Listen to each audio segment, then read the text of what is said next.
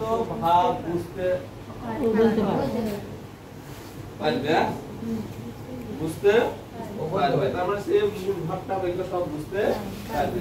তাকে আমরা কি বলবো? উত্তম। আর উত্তম উত্তম হলো কি, যে যোগ্যতা সেইটা শুধু অর্জন করতে পেরেছে সে হলো উত্তম।